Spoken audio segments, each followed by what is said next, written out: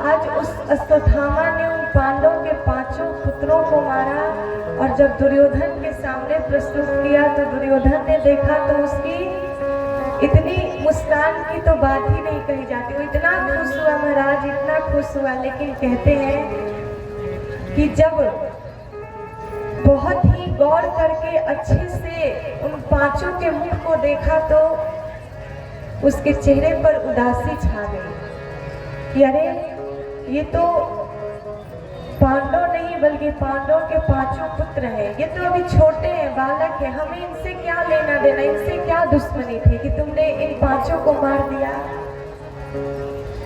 ये तो हमारे वंश को आगे बढ़ाने वाले थे, हमारे वंश का नाम रोशन करने वाले थे। आज तुमने उसी वंश के दीपक को बुझा दिया। दुर्योधन ने अश्वत्थामा को इतनी खरी खोटी सुनाई और इसी मध्य में दुर्योधन का मृत्यु हो गया। खुशी और गम के मध्य में उस दुर्योधन चला गया। जब प्रातः काल हुआ, द्रौपदी को पता चला कि मेरे 5 बालकों को उस अश्वत्थामा ने मार दिया है।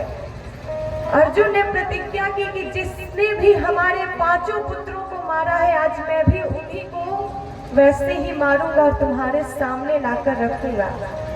तुम्हें जो सजा देनी होगी तुम देना। भगवान के साथ अश्वत्थामा के पीछे पीछे चले गए अर्जुन। अश्वत्थामा ने ब्रह्मास्त्र चलाया। भगवान ने कहा कि अर्जुन तुम भी ब्रह्मास्त्र ही चलाओ। जब दोनों ब्रह्मास्त्र आपस में टकराए तब उसकी ज्वाला जो है महाराज शांत हुई और अर्जुन रथ से उतरे और अश्वत्थामा को पशु की भांति बांध लिया। द्रौपदी मैया के सामने लाए। द्रौपदी माँ ने कहा कि इसे छोड़ दो, इसे मत मारो। क्यों? इसने तो हमारे 5 बालकों को मारा है। कहा कि नहीं, जिस गुरु द्रोणाचार्य से आप लोगों ने शिक्षा प्राप्त की, शास्त्र की शिक्षा प्राप्त की, आज वही गुरु द्रोणाचार्य अपने पुत्र के रूप में आप लोग के सामने खड़े हैं।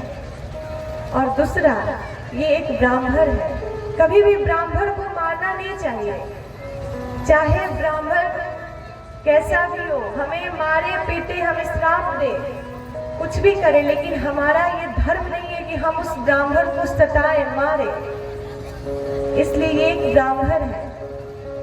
और तीसरा कारण कि जिस तरह 5 बालकों के मरने से जिस तरह उसकी मां रो रही है उसी तरह ये भी मरेगा तो उसकी मां मेरी तरह रोएगी। इसलिए छोड़ दो, मत मारो। सबने कहा, भीम ने, युधिष्ठिर ने कहा कि नहीं, इसको तो मारना ही चाहिए, इसको कुछ ना कुछ सजा तो देना चाहिए। अर्जुन ने भगवान की तरफ देखा। भगवान ने इशारा किया कि अर्जुन तुम बताओ तुम्हें क्या लगता है, इसके साथ क्या करना चाहिए। कहा कि प्रभु अब आप ही के हाथ में सब कुछ है, हमने सब कुछ आपको सौंप दिया है, हम कुछ नहीं जानते, जो बोलेंगे वही होगा। कहा कि ब्राह्मण का वध क्या होता है कि ब्रह्मबंधुर हन्तव्य आतिताई। कहा कि ब्रह्मबंधुर हन्तव्य आतिताई वधाहरा कि मयो भय मामनादम। कहा कि ब्रह्मबंधुर हन्तव्य आतिताई वधाहरा मयो भय मामनादम परिपाह्य अनुशासनम। ब्राह्मण का वध यही होता है कि या तो उसका धन छीन लो, या तो उसे पद से निकाल दो, या तो उसके सिर का जो बाल होता है ना उसका मुंडन करवा दो, उसे धक्के मारकर इस घर से उसके उसके घर से बाहर निकालकर फेंक दो। लेकिन कभी जान से नहीं मारना चाहिए। ब्राह्मण का वध यही हुआ, क्योंकि एक प्रतिष्ठित व्यक्ति के लिए उसका अपयश ही मृत्यु के समान होता है। एक इज्जतदार जो व्यक्ति होते हैं महाराज, जिनको समाज में बहुत इज्जत मिलती हो, बहुत प्रतिष्ठा मिलती हो, एक उनके ऊपर दाग लग जाए, कलंक लग जाए, एक अपयश मिल जाए तो ऐसा लगता है कि उनका जान ही निकल जाएगा, उनका प्राण ही निकल जाएगा। उनके लिए मृत्यु के समान होता है ये अपयस। इसलिए इसका वध यही है। अर्जुन ने भगवान की आज्ञा अनुसार अश्वत्थामा के सिर के मणि को छीन लिया और उसके सिर के बाल को उतरवा दिया, मुंडन करवा दिए और उसको उस स्थान से बाहर निकाल दिया गया। लेकिन इसके बावजूद भी अश्वत्थामा के अंदर जो है बदले की भावना जग रही थी कि उस अर्जुन ने हमारे साथ ये किया है, उसको हम छोड़ेंगे नहीं। एक समय भगवान अपने यहाँ यानी कि हस्तिनापुर से द्वारिका जा रहे थे। जब द्वारिका प्रस्थान कर रहे थे, जैसे ही जा रहे थे महाराज, कहते हैं कि जो उत्तरा थी उसके गर्भ में एक शिशु था।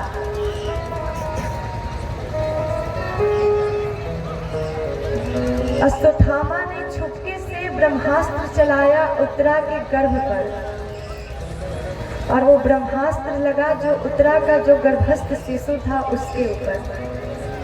जब उत्तरा ने देखा कि भगवान द्वारिका जा रहे हैं, अब वही एकमात्र हमारे रक्षक है, वही हमारी रक्षा जो है कर सकते हैं, इसलिए उत्तरा भगवान के शरण में आई कि पाहि पाहि महायोगिन, कि देव देव जगत पते, नान्यं त्वद् भयं पश्य,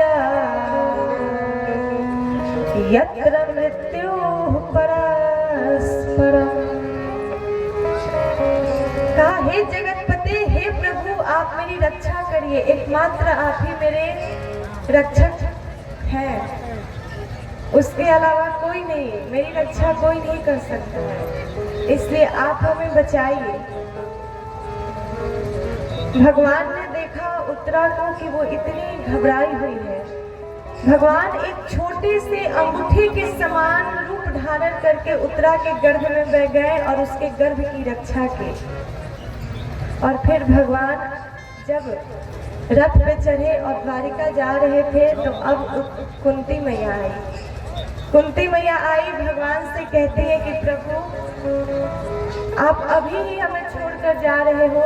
कहा कि बुआ, बहुत समय हो गया है, मेरा तो काम यहाँ का खत्म, मैं अपना काम करके अब जा रहा हूँ अपने यहाँ द्वारिका में।